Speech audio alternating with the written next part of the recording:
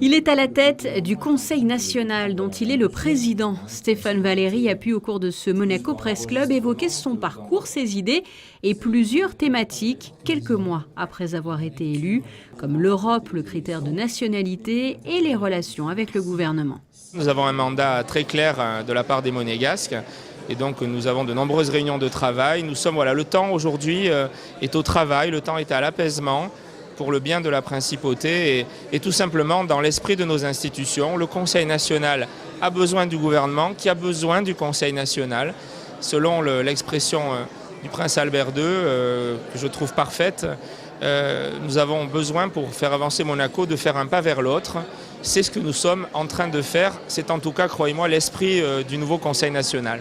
Questions-réponses, ces échanges ont ainsi permis à Stéphane Valéry et aux journalistes présents de développer différents sujets liés à l'actualité de la principauté, aux Monégasques, mais pas seulement.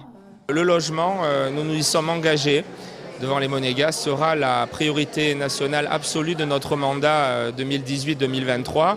Il faut d'abord bien loger tous les Monégasques dont la situation le justifie dans le secteur domanial. Pour cela, nous voulons la construction de 800 logements neufs. Il faut aussi s'occuper des enfants du pays. Nous votons le 20 juin une proposition de loi pour pérenniser le secteur protégé. L'autre sujet majeur dont on me parle tous les jours, c'est évidemment la qualité de vie qui s'est dégradée selon les résidents, toutes nationalités confondues. Donc nous voulons mieux lutter contre le bruit. Il y a moyen d'utiliser des instruments de chantier moins bruyants. Ça a un coût, mais c'est possible. De poser des sarcophages anti-bruit sur les chantiers, ça a un coût, mais c'est possible. Et puis, bien sûr, il y a la nécessité de fluidifier davantage le trafic automobile.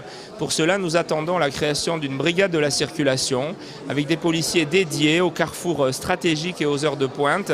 La question de la SBM a aussi été abordée et les prochaines séances publiques, vous l'avez entendu, ont ainsi été annoncées. Elles auront lieu dans quelques jours. Au programme, notamment ce mois de juin, plusieurs projets de loi, donc, comme celui du renforcement de la lutte contre le blanchiment des capitaux.